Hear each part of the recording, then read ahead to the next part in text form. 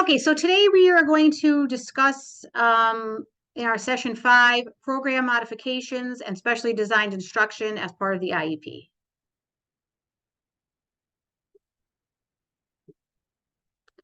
So this section of the IEP is in section 6 and part A.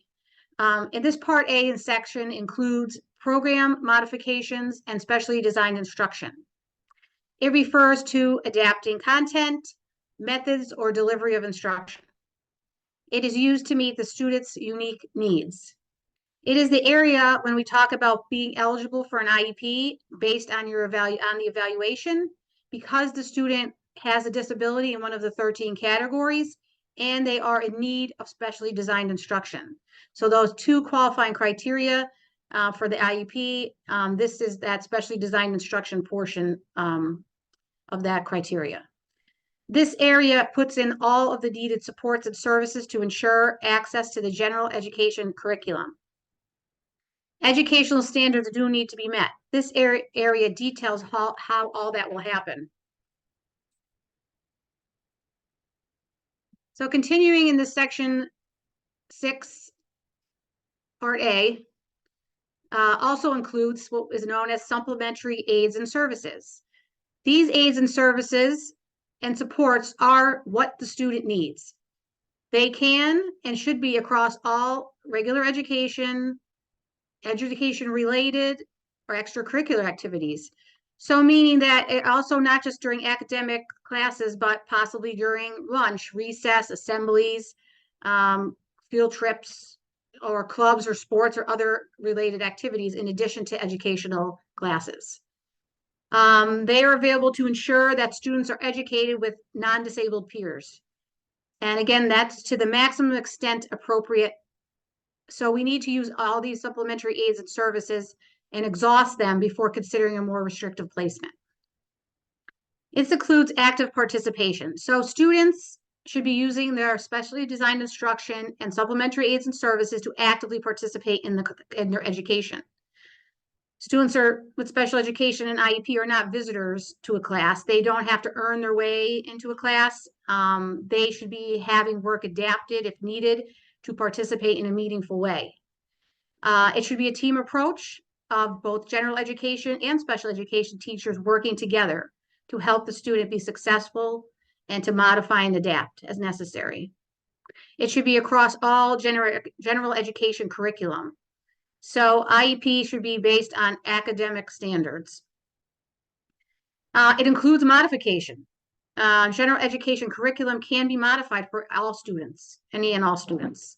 Sometimes it needs to be creative or think outside the box or work as, again, like in that team approach to figure out how to modify, but it can be done. So we just always like to reference the legal part of things where IDA section 300.114 is the federal law, and it quotes that special education classes, separate schooling, or other removal of children with disabilities from the regular education environment occurs only if the nature or severity of the disability is such that education in irregular classes with the use of supplementary aids and services cannot be achieved satisfactorily. So we're always going to want to look at that least restrictive environment and provide those supports and services as necessary. So supplementary aids and services are specific materials, resources, aids, strategies, or services. They are based on peer-reviewed research to the extent practicable. So what this really means, and this is where it gets sometimes confusing, is that qualified and independent reviewers are ensuring that the quality of information meets the standards of that field. So, and the extent practicable part of me means that it's to the extent that it is possible. So you have to look under the lens of FAPE considerations for these supplementary aids and services. So it does not have to be the method that provides the greatest body of research. So such as a specific curriculum. If other curriculums that are being used are also peer reviewed, they have the same elements of the program, you know, that's sometimes where it gets tricky when you're trying to ask for a certain curriculum to be used, and the district is already using something similar that's peer reviewed and has some of the same ways of being used and some of the same elements. So they may not want to, they don't have to add that into the IEP team unless the IEP team decides that it's necessary to ensure FAPE, and they agree they were added in. So this is where it gets tricky, and it's kind of like IEP team decision in this area when it comes to some of this, peer reviewed research and certain types of methods. Doesn't mean it can't happen, but it just means that it may not, and you may have to really look at some of these other things we're going to cover here. So yeah, these supplementary aids, the services need to be available to all students who need them. So they can't state arbitrarily that a certain student cannot receive or use this support or service. So that's when you really want to look at based on your individual students' performance data, including evaluations, input from families, students, outside providers reports, or information and testing and different trials that have been done to see individually for your student what they need and what could be an option. It has to have meaningful educational benefit. So it doesn't have to be the best, but students do need to make meaningful educational progress. And it has to be something that avoids stigmatization. So you don't want to, it's not going to be something that draws attention to the student, makes the student feel uncomfortable. It should be like the least restrictive approach available, the most natural option, the most natural to that classroom setting that the child's in. And at times it works for one student, may not work for someone else. So, for example, if your child doesn't have a personal care assistance aide and some other student does, it really should be based on what your child needs. And that's why you need that performance data. You need to show that they can make a meaningful benefit from having this service, because it's not just the same for every single student. And at times, what works maybe like when your child's in elementary school may not work for them when they're in high school, or as they progress to different times in their life. The supports and services they currently have may not be the most appropriate for the next stage of their life. One framework that may be used by IEP teams, so when you're considering the range of supplementary aids and services that could work for your child and have them make meaningful educational benefit, would be in some of these 4 categories here that include collaborative, instructional, physical, and social behavioral. So collaborative is about the adults working together to support the students. The teachers do need to have time to collaborate, work together with other teachers, other staff, related professionals, and parents to decide what may work best for the student, to plan, to work together, to put these services in place and make sure they are successful. All personnel from the school need to collaborate and develop the supports and services together. The other category would be instructional. So that's the development and the delivery of instruction that addresses the diverse learning needs of the student. Such examples of that would be providing instructional adaptations, such as, pre-teaching, reteaching, repeating instructions, providing an alternative way for the student to demonstrate their learning. And that could be things like test modifications, alternate materials, types of assistive technology. And there's no exhaustive list of supplementary aids and services where you could say, oh, here's a list, let's grab that and go through it. It could be literally anything. And then you want to look at the category of physical adaptations and modifications that might help the student in their physical environment. And say, for example, they need a special type of seat, adaptive seating, location in the classroom where they're going to sit, a style that, for example, reduces distractions or keeps them on task. So those are the actual physical adaptations in the classroom. And then the other category is the social behavioral, which is the supports and services to increase appropriate behavior, reduce disruptions or interfering behavior. And some things that could help in that area would be like peer supports, social skills instruction, those type of things. So most often, these supplementary aids services and especially designed instruction is referred to as the SDI section. So people will say, oh, they'll have to put that in the SDIs, or we're going to talk about the SDI section. And these cover all, again, academic, non-academic, extracurricular parts of the school day, and after school, part of the school. You may also see SDIs listed with the goals in the IEP. So if they're specific to that particular goal that the child's working on, they may also be listed in addition to this SDI section, they may be listed with the goal in the goal section. They may also be listed with the related service. So if, for example, your child's getting speech therapy and working on the speech goal, it may also list the SDIs right there with the speech goal and the related service. So there's a grid in your IEP. If you have your IEP document out, your child's IEP, or the annotated copy, or you're just remembering, there's that section, and that's like a grid where it's going to list all the specially designed instruction and program modifications. These modifications at SDI should be specific, easily understood, and be able to be interpreted by anyone picking up the IEP. So not just a general modification or SDI that you look at it and think, I wonder what that is, or I wonder what that should be. That's something that needs a little more attention. The location, where it will take place is the location. So it might, most likely it might be across all environments of the school day. Sometimes it might say a certain location, like during speech therapy or during gym class. But it should be, again, specific listing where it should take place, the location. I've seen, like, for example, okay, your child's able to carry the water bottle across all the school environments. But maybe there's a child that's only allowed to have the water bottle because almost kids can't carry a water bottle with them. Maybe they just need to have it during gym and recess. So the location would need to be specific in that section of the grid. Frequency would be like daily, hourly, weekly, etc. And a lot of times we'll see frequency as needed, and that's very vague and can be left up to interpretation. So who's deciding it's needed? Is the student deciding it's when it's needed? Is the teacher deciding? Maybe we're not sure how to decide if it's needed. And sometimes as needed is appropriate if it's say a student that's deciding whether to use this accommodation or not. So they will ask when they do need it. But it's really important to talk about the frequency and make sure that it's correct. And then we looked at the projected beginning date. And if it's a trial, say you're trying an SDI for a time period. So you might have a beginning date and an end date.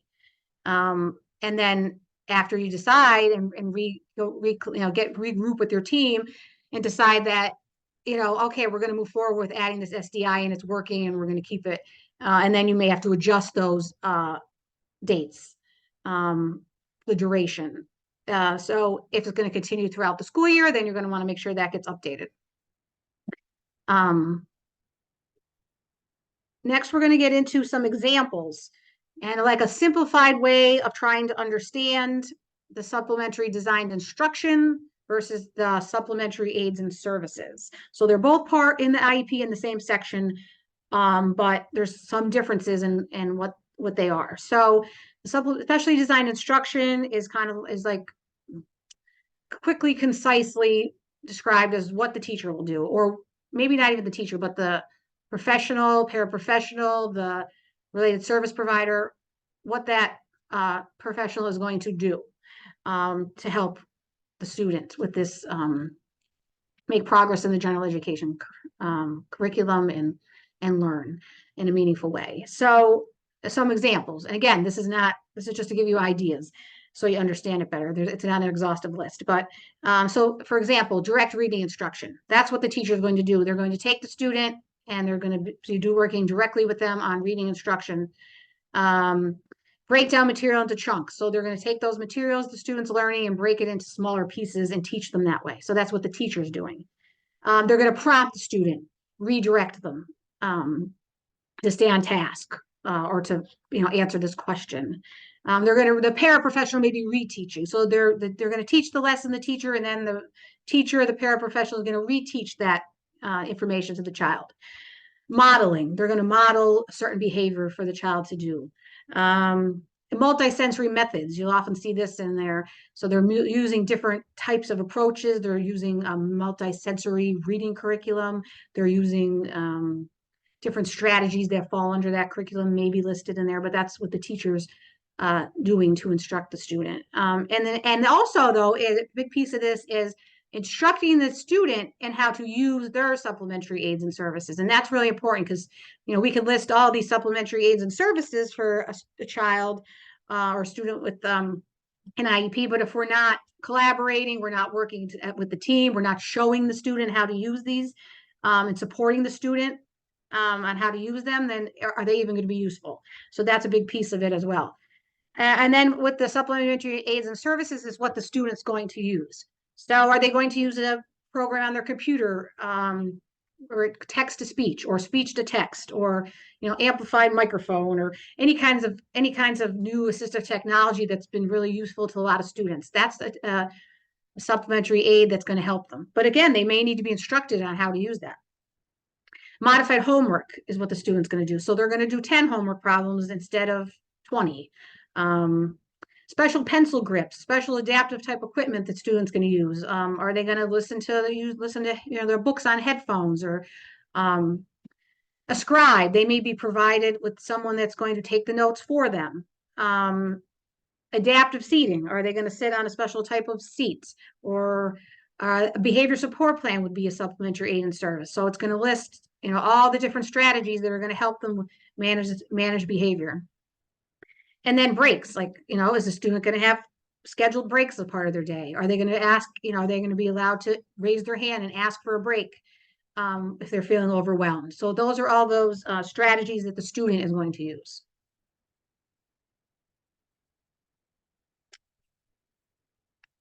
Sometimes there is some confusion also that we brought into this presentation relevant to this section between accommodation and modification.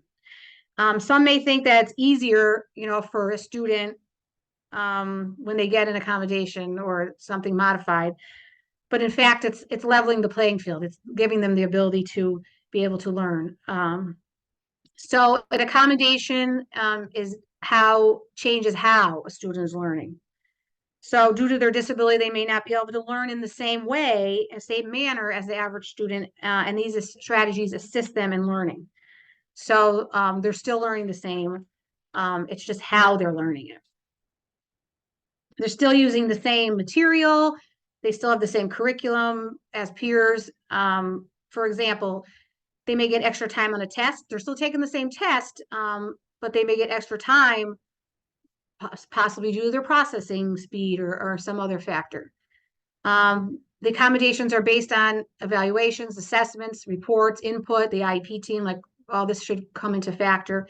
And some accommodations can be added to statewide testing, like the PSA or PSSA or Keystones.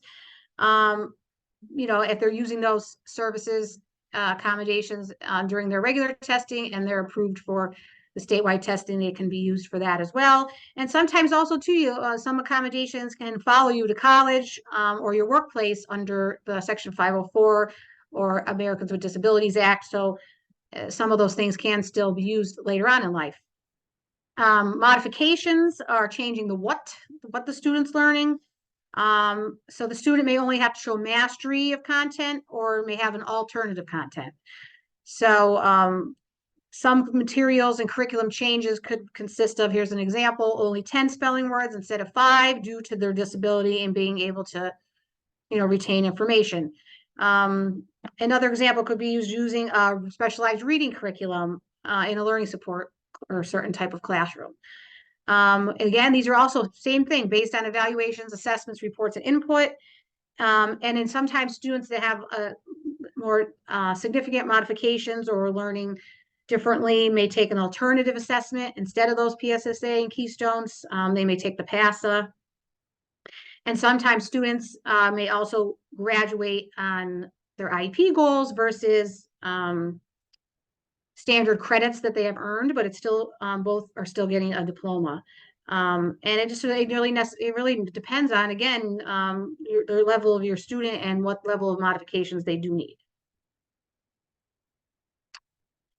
So we're also going to discuss too what's called FAB, formerly known as the SAS Toolkit. And FAB stands for Framework for Access and Belonging. And it's a focus and step-by-step approach to find supplementary aids and services that enable the child with disabilities to learn in the general education environment alongside their peers. You're going to look, it looks at the student from the student with the disabilities perspective.